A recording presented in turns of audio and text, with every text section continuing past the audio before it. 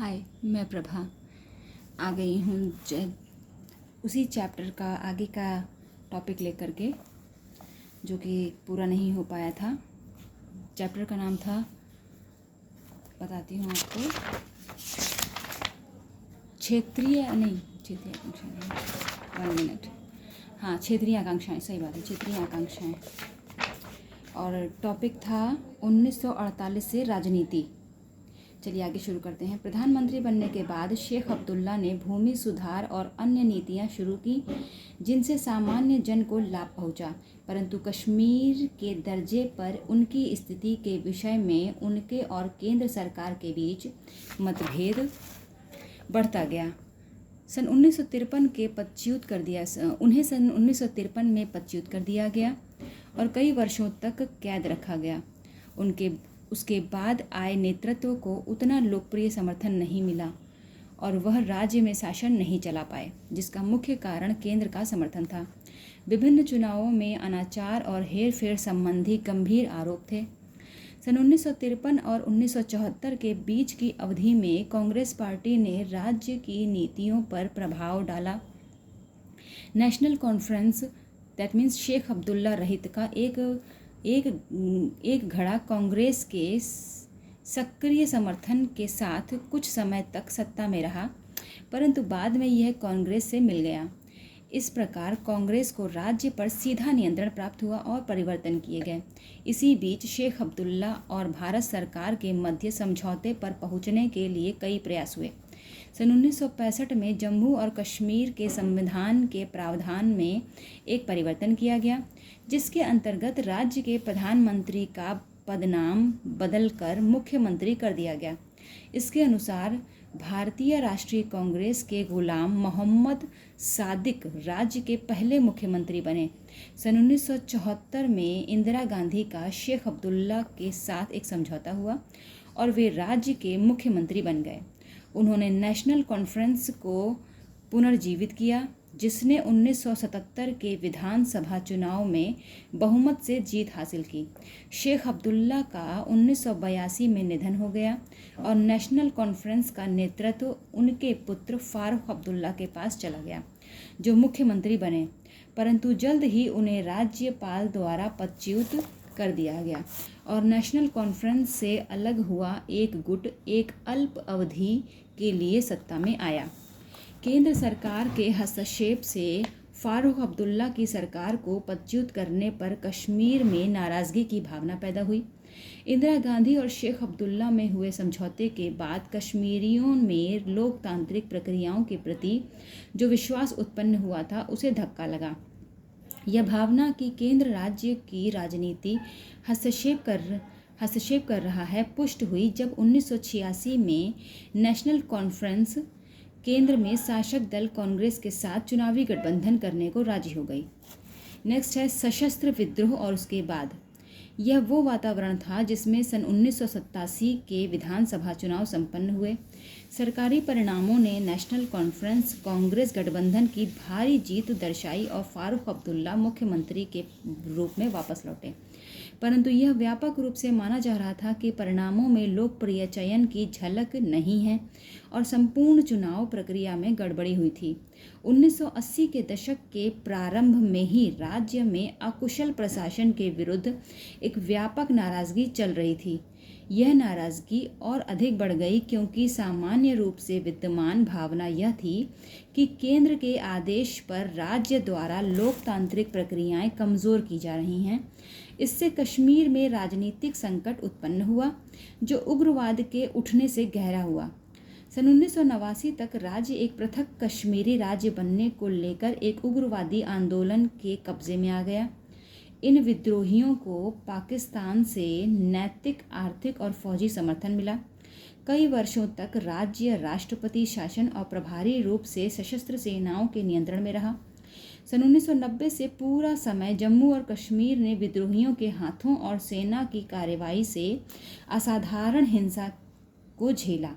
राज्य ने सन 1996 में ही जाकर विधानसभा चुनाव हुए, जिसमें फारूक अब्दुल्ला के नेतृत्व वाली नेशनल कॉन्फ्रेंस जम्मू और कश्मीर के लिए क्षेत्रीय स्वायत्तता की मांग के साथ सत्ता में आई। अवधि के अंत में 2002 में जम्मू और कश्मीर राज्य में चुनाव हुए। नेशनल कॉन्फ्रेंस बहुमत प्राप्त करने में विफल रही और उसके स्थान पर पीपल्स डेमोक्रेटिक पार्टी पीडीपी और कांग्रेस की मिलीजुली सरकार आ गई। नेक्स्ट है 2002 और उसके आगे। गठबंधन के समझौते के अनुसार मुफ्ती मोहम्मद पहले 3 वर्ष सरकार के मुखिया रहे, जिनके बाद भारतीय राष्ट्रीय कांग्रेस के गुलाम नबी आज़ाद मुखिया बने, जो जुलाई 2008 में लागू राष्ट्रपति शासन के कारण अपना कार्यकाल पूरा नहीं कर पाए। उससे अगला चुनाव नवंबर-दिसंबर 2008 में हुआ। एक और मिलीजुली सरकार नेशनल कॉन्फ्रेंस और भारतीय राष्ट्रीय कांग्रेस से बनी। 2009 में उमर अब्दुल्ला के नेतृत्व में सत्ता में आई, परंतु राज्य को लगातार हुर्रियत कॉन्फ्रेंस द्वारा पैदा की गई गड़बड़ियों का सामना करना पड़ा। 2014 में राज्य में फिर चुनाव हुए, जिसमें पिछले 25 वर्षों में सबसे अधिक मतदान होना रिकॉर्ड किया गया। परिणाम स्वरूप पीडीपी के मुफ्ती मोहम्मद सईद के नेतृत्व में बीजेपी के साथ एक मिलीजुली सरकार सत्ता में आई। मुफ्ती मोहम्मद सईद के निधन के बाद उनकी बेटी महबूबा मुफ्ती अप्रैल 2016 में राज्य की पहली महिला मुख्यमंत्री बनी।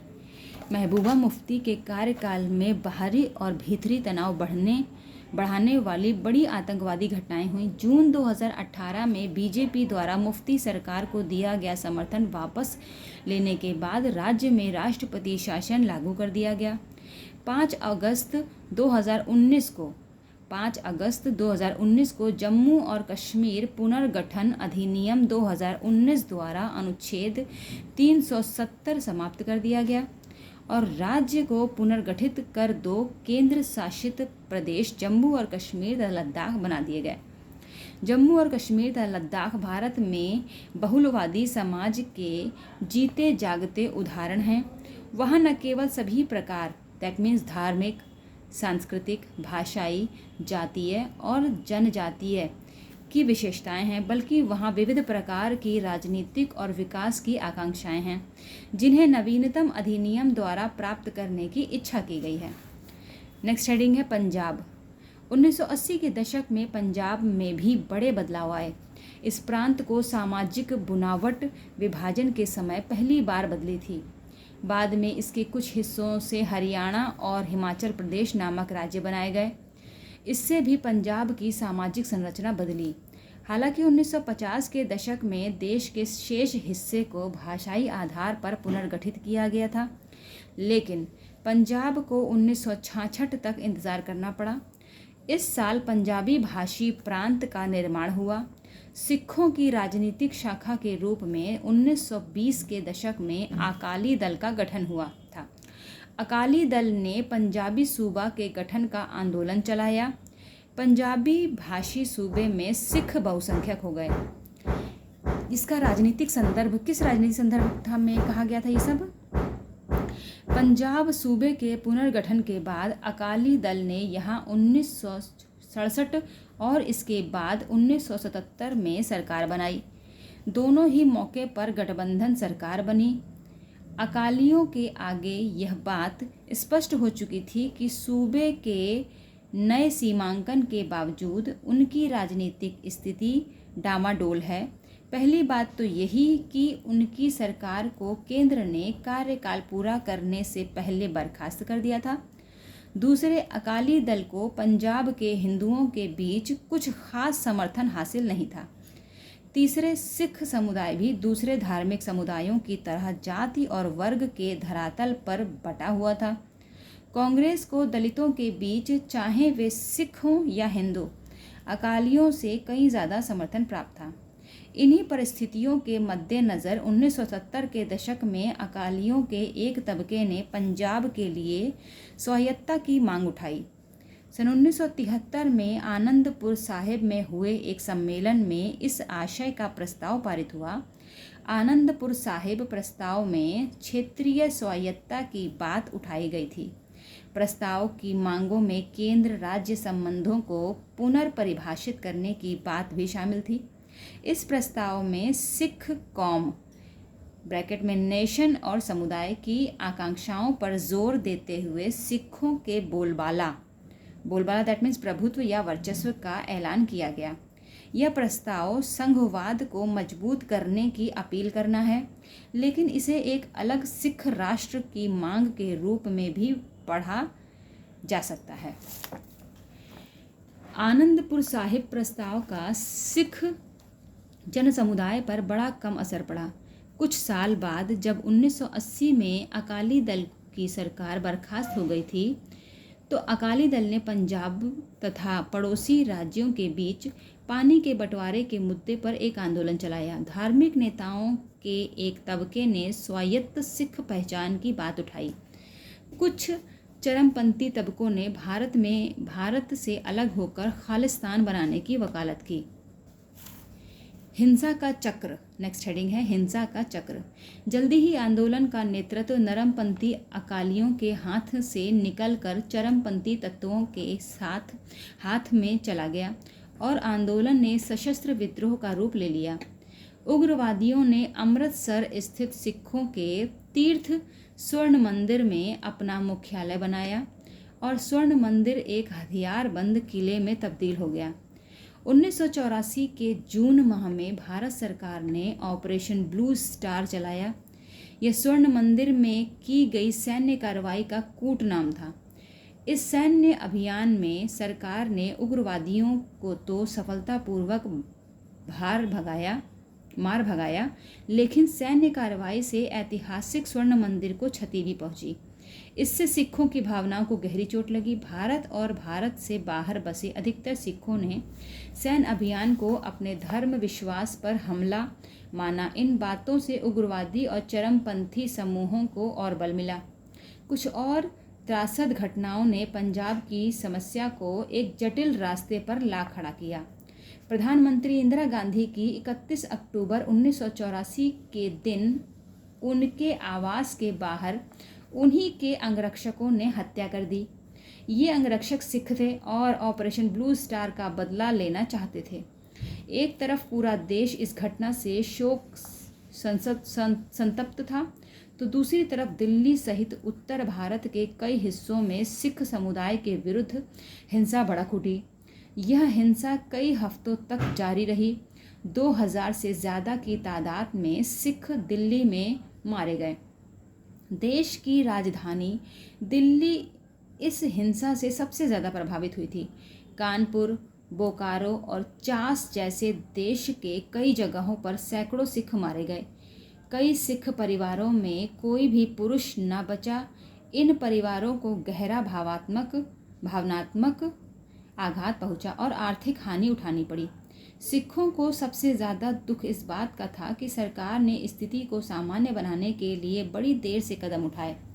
साथ ही हिंसा करने वाले लोगों को कारगर तरीके से दंड भी नहीं दिया गया। प्रधानमंत्री मनमोहन सिंह ने 2005 में संसद में अपने भाषण के दौरान इस रक्तपात पर अफसोस जताया और सिख विरोधी हिंसा के लिए देश से माफ़ी मांगी। नेक्स्ट हेडिंग है शांति की ओर। सन 1984 के चुनावों के बाद सत्ता में आने पर नए प्रधानमंत्री राजीव गांधी ने नरमपंथी अकाली नेताओं से बातचीत की शुरुआत की। अकाली दल के तत्कालीन अध्यक्ष हरचंद सिंह लोंगोवाल के साथ 1985 के जुलाई में एक समझौता हुआ। इस समझौते को राजीव गांधी लोंगोवाल समझौता अथवा पंजाब समझौता कहा जाता है। समझौता पंजाब में अमन कायम करने की दिशा में एक महत्वपूर्ण कदम था।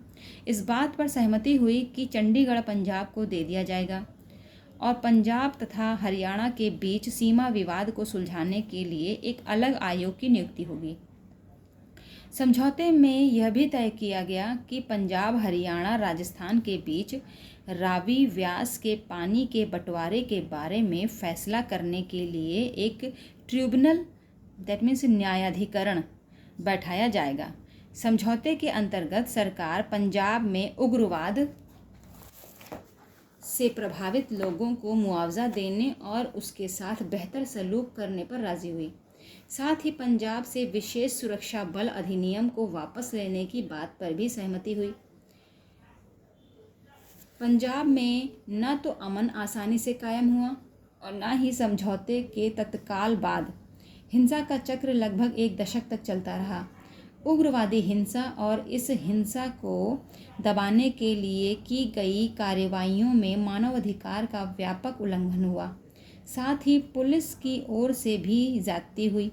राजनीतिक रूप से देखें तो घटनाओं के इस चक्र में अकाली दल बिखर गया। केंद्र सरकार को राज्य में राष्ट्रपति शासन लागू करना पड़ा। इससे राज्य में सामान्य राजनीतिक तथा चुनावी प्रक्रिया बाधित हुई। संशय और हिंसा से भरे माहौल में राजनीतिक प्रक्रिया को फिर से पटरी पर लाना आसान नहीं था। 1992 में पंजाब में चुनाव हुए तो महज 24% मतदाता वोट डालने के लिए आए। उग्रवाद को सुरक्षा बलों ने आखिरकार दबा दिया, लेकिन पंजाब के लोगों ने, चाहे वे सिख हों या हिंदू, इस क्रम में अनगिनत दुख उठाए। 1990 के दशक के मध्यवर्ती वर्षों में पंजाब में शांति बहाल हुई। सन 1997 में अकाली दल दैट मीन्स बादल और भाजपा के गठबंधन को बड़ी विजय मिली। उग्रवाद के खात्मे के बाद के दौर में यह पंजाब का पहला चुनाव था। राज्य में एक बार फिर आर्थिक विकास और सामाजिक परिवर्तन के सवाल प्रमुख हो उठे।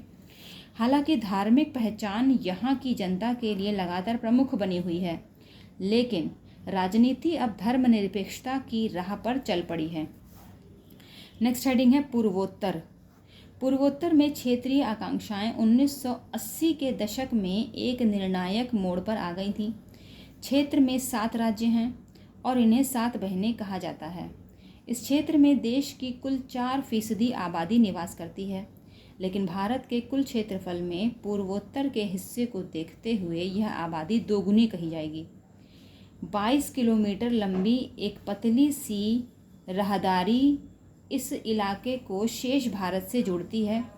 अन्यथा इस क्षेत्र को सीमाएं कौन कौन सी चीन, म्यांमार और बांग्लादेश से लगती हैं और यह इलाका भारत के लिए एक तरह से दक्षिण पूर्व एशिया का प्रवेश द्वार है।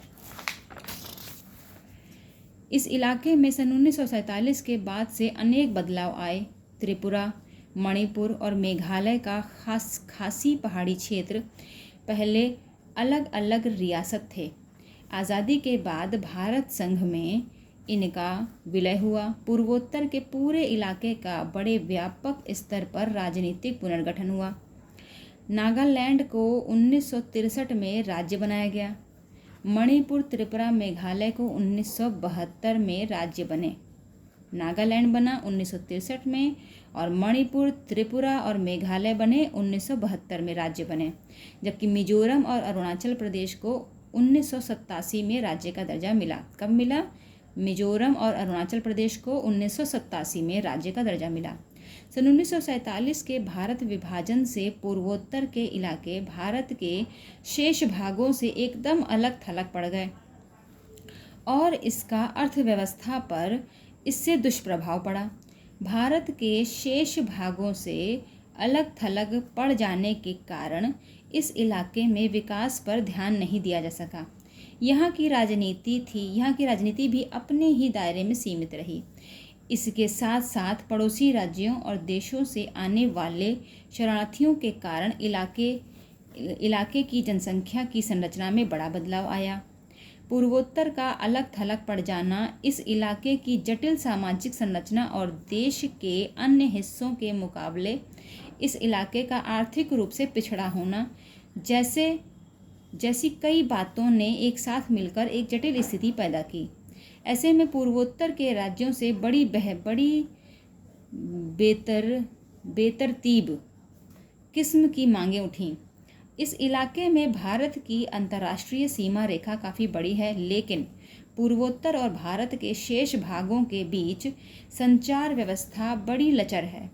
इससे भी पूर्वोत्तर की राजनीति का स्वभाव ज़्यादा संवेदनशील रहा। पूर्वोत्तर के राज्यों में राजनीति पर 3 मुद्दे हावी हैं। स्वायत्तता की मांग पहला, दूसरा अलगाव के आंदोलन और बाहरी लोगों का विरोध। इसमें पहले मुद्दे यानी स्वायत्तता की मांग पर 1970 के दशक में कुछ शुरुआती पहल की गई। इससे शेष दो मुद्दों ने 1980 के दशक में नाटकीय मोड़ लिया। नेक्स्ट हेडिंग है स्वायत्तता की मांग। जैसा कि आपने 3 बातों के बारे में अभी आपने सुना, स्वायत्तता की मांग, अलगाव के आंदोलन और बाहरी लोगों का विरोध। उसमें पहली हेडिंग है स्वायत्तता की मांग। आज़ादी के वक्त मणिपुर और त्रिपुरा को छोड़ दें तो यह पूरा इलाका असम कहलाता था। मतलब आज़ादी के वक्त मणिपुर और त्रिपुरा को छोड़ दें तो यह पूरा इलाका क्या कहलाता था? असम कहलाता था। गैर असमी लोगों को जब लगा कि असम की सरकार उन पर असमी भाषा थोप रही है तो इस इलाके से राजनीतिक स्वायत्तता की मांग उठी। पूरे राज्य में असमी भाषा को लादने के खिलाफ विरोध प्रदर्शन और दंगे हुए। बड़े जनजाति समुदाय के नेता असम से अलग होना चाहते थे। इन लोगों ने ईस्टर्न इंडिया ट्राइबल यूनियन का गठन किया, जो 1960 में कहीं ज़्यादा व्यापक ऑल पार्टी हिल्स कांग्रेस में तब्दील हो गया। किस नाम में तब्दील हो गया? ऑल पार्टी हिल्स कॉन्फ्रेंस में तब्दील हो गया। इन नेताओं की मांग थी कि असम से अलग एक जनजातीय राज्य बनाया जाए। आखिरकार एक जनजातीय राज्य की जगह असम को काटकर कई जनजातीय राज्य बने। केंद्र सरकार ने अलग थलग वक्त पर असम को बांटकर मेघालय, मिजोरम और अरुणाचल प्रदेश बनाया। ये किससे कटकर बने हैं? असम से। मतलब अलग थलग वक्त पर असम को बांटकर क्या बना? मेघालय, मिजोरम और अरुणाचल प्रदेश बनाए गए। त्रिपुरा और मणिपुर को भी राज्य का दर्जा दिया गया। सन 1972 तक पूर्वोत्तर का पुनर्गठन हो चुका था, लेकिन स्वायत्तता की मांग खत्म न हुई। उदाहरण के लिए असम ने बोडो, करबी और दिमसा जैसे समुदायों ने अपने लिए अलग राज्य की मांग की। किन्होंने अपने लिए अलग राज्य की मांग की थी? बोडो, करबी और दिमसा जैसे समुदायों ने अपने लिए अलग राज्य की मांग की। अपनी मांग के पक्ष में उन्होंने जनमत तैयार करने के प्रयास किए, जन आंदोलन चलाए और विद्रोही कार्रवाइयां भी की।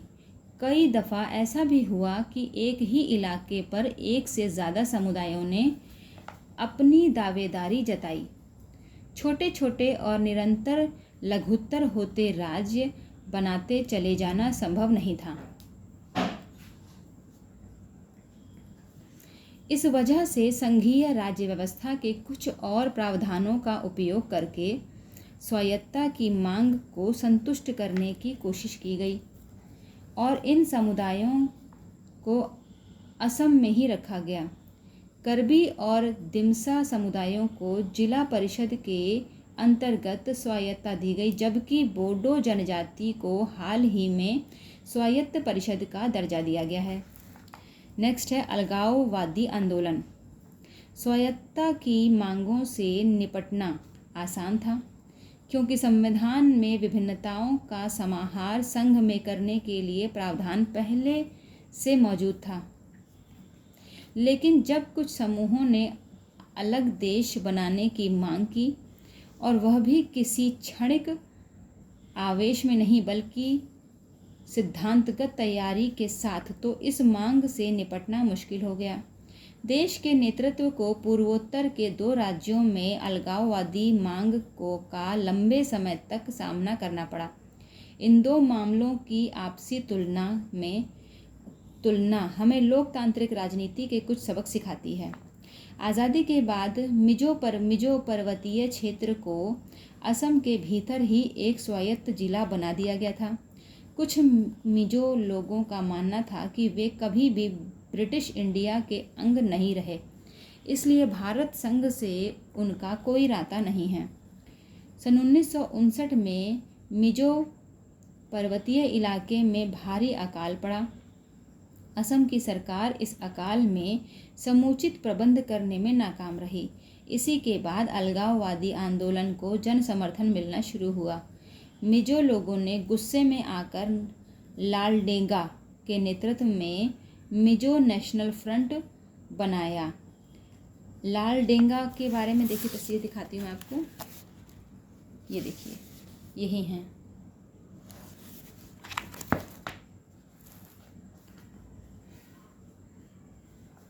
भावना में लालडेंगा के नेतृत्व में मिजो नेशनल फ्रंट बनाया। सन 1966 में मिजो नेशनल फ्रंट ने आज़ादी की मांग करते हुए सशस्त्र अभियान शुरू किया। इस तरह भारतीय सेना और मिजो विद्रोहियों के बीच 2 दशक तक चली लड़ाई की शुरुआत हुई। मिजो नेशनल फ्रंट ने गुरिल्ला युद्ध किया। उसे पाकिस्तान की सरकार ने समर्थन दिया था और तत्कालीन पूर्वी पाकिस्तान में मिजो विद्रोहियों ने अपने ठिकाने बनाए। भारतीय सेना ने विद्रोही गतिविधियों को दबाने के लिए जवाबी कार्रवाई की।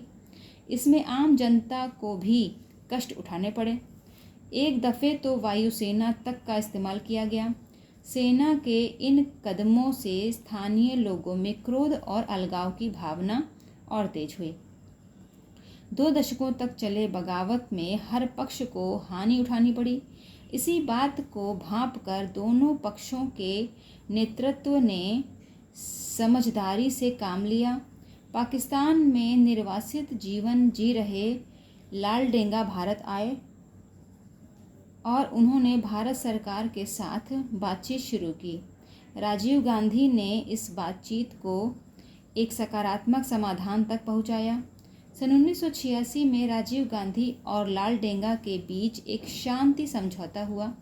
समझौते के अंतर्गत मिजोरम को पूर्ण राज्य का दर्जा मिला और उसे कुछ विशेष अधिकार दिए गए। मिजो नेशनल फ्रंट अलगाववादी संघर्ष की राह छोड़ने पर राजी हो गया। लालडेंगा मुख्यमंत्री बने। यह समझौता मिजोरम के इतिहास में एक निर्णायक मोड़ साबित हुआ। आज मिजोरम पूर्वोत्तर का सबसे शांतिपूर्ण राज्य है और उसने कला, साहित्य और विकास की दिशा में अच्छी प्रगति की है। अब आप ये मान लीजिए लालडेंगा के बारे में जान लीजिए। सन 1937 से 1990 तक इनका रहा है। मिजो नेशनल फ्रंट के संस्थापक और नेता 1959 के अकाल के बाद विद्रोही बन गए। भारत के खिलाफ 2 दशक तक सशस्त्र संघर्ष का नेतृत्व किया। 1986 में प्रधानमंत्री राजीव गांधी के साथ सुलह और एक समझौते पर हस्ताक्षर किए। नवनिर्मित मिजोरम के मुख्यमंत्री बने।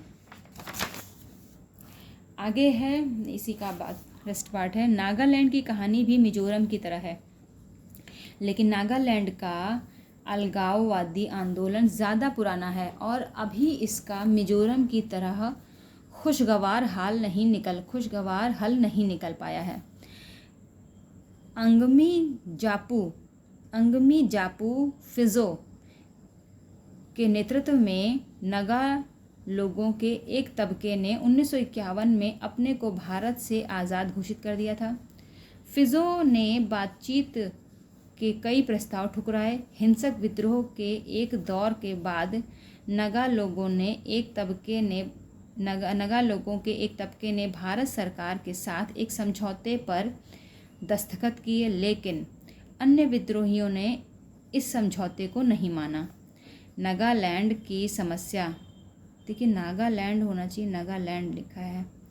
नागालैंड की समस्या का समाधान होना अब भी बाकी है। नेक्स्ट हेडिंग है बाहरी लोगों के खिलाफ आंदोलन। पूर्वोत्तर में बड़े पैमाने पर अप्रवासी आए। इससे एक खास समस्या पैदा हुई। स्थानीय जनता इन्हें बाहरी समझती है और बाहरी लोगों के खिलाफ उसके मन में गुस्सा है। भारत के दूसरे राज्यों अथवा किसी अन्य देश से आए लोगों को यहाँ की जनता रोजगार के अवसरों और राजनीतिक सत्ता के एतबार से एक प्रतिद्वंदी के रूप में देखती है।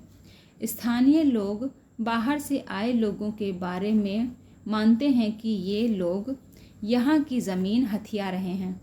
पूर्वोत्तर के कई राज्यों में इस मसले ने राजनीतिक रंग ले लिया है और कभी कभी इन बातों के कारण हिंसक घटनाएं भी होती हैं।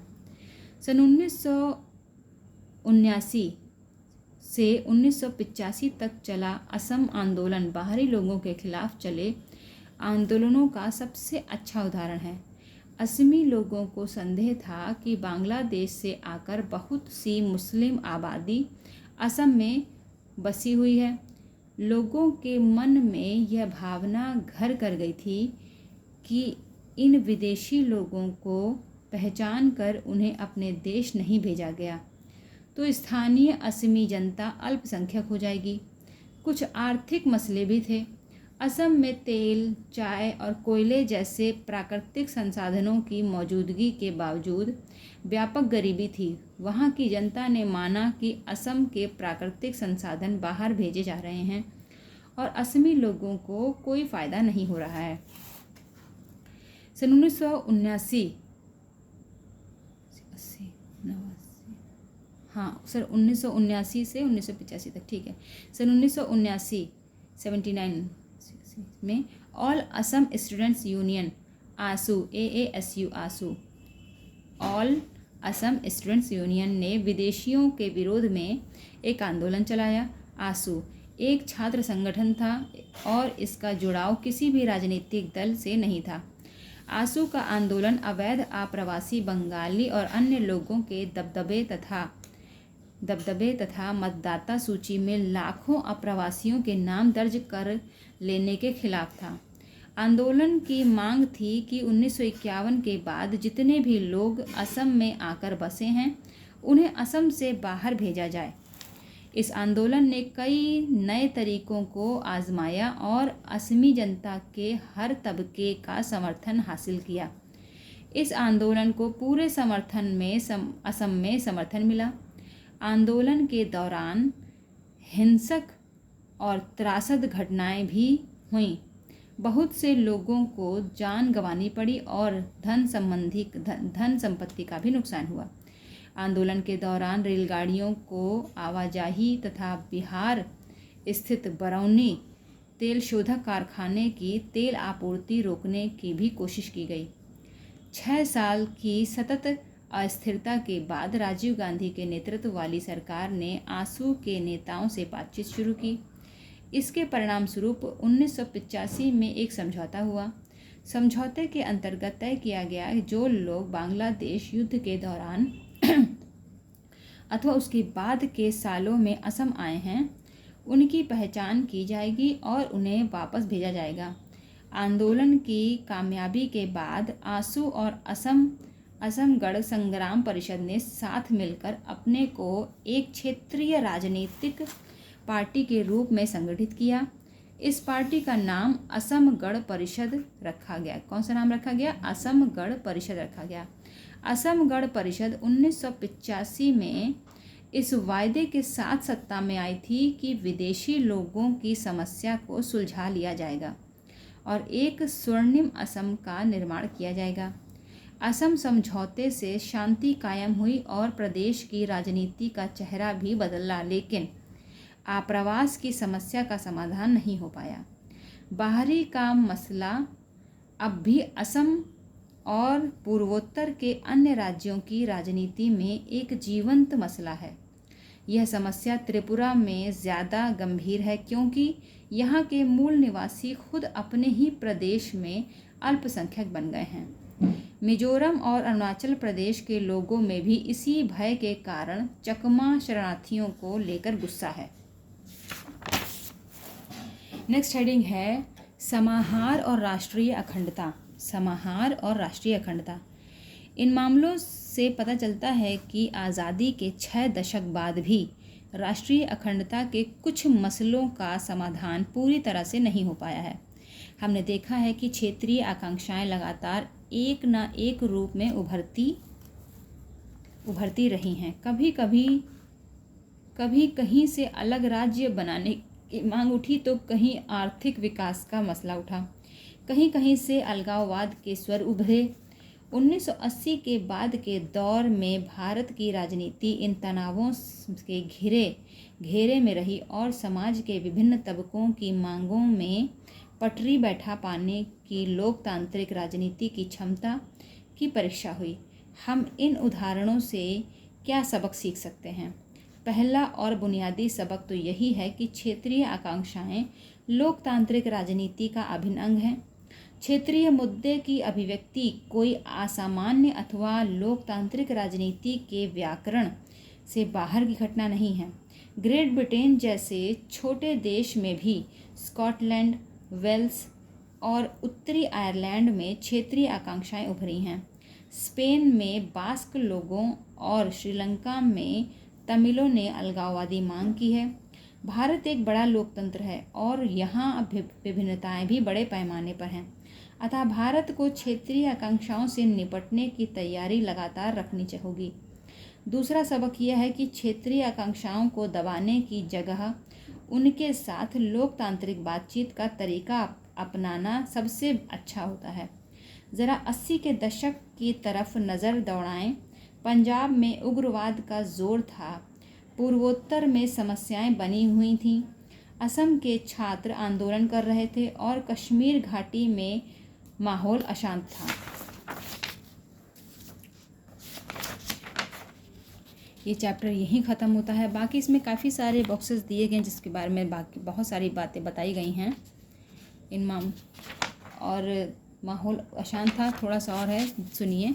इन मसलों को सरकार ने कानून व्यवस्था की गड़बड़ी का साधारण मामला मानकर पूरी गंभीरता दिखाई। बातचीत के जरिए सरकार ने क्षेत्रीय आंदोलनों के साथ समझौता किया। इससे सौहार्द का माहौल बना और कई क्षेत्रों में तनाव कम हुआ। मिजोरम के उदाहरण से पता चलता है कि राजनीतिक सुलह के जरिए अलगाववाद की समस्या से बड़े कारगर तरीके से निपटा जा सकता है। तीसरा सबक है सत्ता की साझेदारी के महत्व को समझना। सिर्फ लोकतांत्रिक ढांचा खड़ा कर देना ही काफ़ी नहीं है। इसके साथ ही विभिन्न क्षेत्रों के दलों और समूहों को केंद्रीय राज्य व्यवस्था में हिस्सेदार बनाना भी ज़रूरी है। ठीक इसी तरह यह कहना भी नाकाफ़ी है कि किसी प्रदेश अथवा क्षेत्र को उसके मामलों में स्वायत्तता दी गई है। क्षेत्रों को मिलाकर ही पूरा देश बनता है। इसी कारण देश की नियति के निर्धारण में क्षेत्रों की बातों को वज़न दिया जाना चाहिए। यदि राष्ट्रीय स्तर के निर्णयों में क्षेत्रों को वज़न नहीं दिया गया तो उनमें अन्याय और अलगाव का बोध पनपेगा। चौथा सबक यह है कि आर्थिक विकास के एतबार से विभिन्न इलाकों के बीच असमानता हुई तो पिछड़े क्षेत्रों को लगेगा कि उनके साथ भेदभाव हो रहा है। भारत में आर्थिक विकास प्रक्रिया का एक तथ्य क्षेत्रीय असंतुलन भी है। ऐसे में स्वाभाविक है कि पिछड़े प्रदेशों अथवा कुछ प्रदेशों के पिछड़े इलाकों को लगे कि उनके पिछड़ेपन को प्राथमिकता के आधार पर दूर किया जाना चाहिए। वे यह भी कह सकते हैं कि भारत सरकार ने जो नीतियां अपनाई हैं उसी के परिणाम स्वरूप क्षेत्रीय असंतुलन पैदा हुआ है। अगर कुछ राज्य गरीब रहे और बाकी तेज़ी से प्रगति करें तो क्षेत्रीय असंतुलन पैदा होगा। साथ ही अंतरप्रांतीय अथवा अंतर क्षेत्रीय आप्रवास में भी बढ़ोतरी होगी। सबसे आखिरी बात यह कि इन मामलों में हमें अपने संविधान निर्माताओं की दूरदृष्टि का पता चलता है। वे विभिन्नताओं को लेकर अत्यंत सजग थे। हमारे संविधान के प्रावधान इस बात के साक्ष्य हैं। भारत ने जो संघीय प्रणाली अपनाई है वह बहुत लचीली है। अगर अधिकतर राज्यों के अधिकार समान हैं तो जम्मू कश्मीर और पूर्वोत्तर के कुछ राज्यों के लिए विशेष प्रावधान भी किए गए हैं। संविधान की 6ठी अनुसूची में विभिन्न जनजातियों को अपने आचार व्यवहार और पारंपरिक नियमों को संरक्षित रखने की पूर्ण स्वायत्तता दी गई है। पूर्वोत्तर की कुछ जटिल राजनीतिक समस्याओं को सुलझाने में ये प्रावधान बड़े निर्णायक साबित हुए हैं। भारत का संवैधानिक ढांचा ज़्यादा लचीला और सर्वसमावेशी है। जिस तरह की चुनौतियां भारत में पेश आईं वैसी कुछ दूसरे देशों में भी आईं, लेकिन भारत का संवैधानिक ढांचा अन्य देशों के मुकाबले भारत को विशिष्ट बनाता है। क्षेत्रीय आकांक्षाओं को यहाँ अलगाववाद की राह पर जाने का मौका नहीं मिला। भारत की राजनीति ने यह स्वीकार किया कि क्षेत्रीयता लोकतांत्रिक राजनीति का अभिन्न अंग है। यहाँ पे राजीव गांधी जी के बारे में कुछ बताया गया। देखिए, राजीव गांधी सन 1944 से 1991 सन 1984 से 1989 के बीच भारत के प्रधानमंत्री। इंदिरा गांधी के पुत्र 1980 के बाद राजनीति में सक्रिय। पंजाब के आतंकवादियों, मिजो विद्रोहियों तथा असम में छात्र संघ से समझौता हुआ। खुली अर्थव्यवस्था एवं कंप्यूटर प्रौद्योगिकी के हिमायती। सिंहली तमिल समस्या को सुलझाने के लिए भारतीय शांति सेना को श्रीलंका की सरकार के अनुरोध पर श्रीलंका भेजा। संदिग्ध LTTE आत्मघाती द्वारा हत्या। ये चैप्टर यहीं ख़त्म होता है। आपको ये चैप्टर कैसा लगा सुनकर प्लीज़ कमेंट करके ज़रूर बताइएगा और इस वीडियो को लाइक शेयर एंड सब्सक्राइब करना मत भूलिएगा। तब तक के लिए बाय।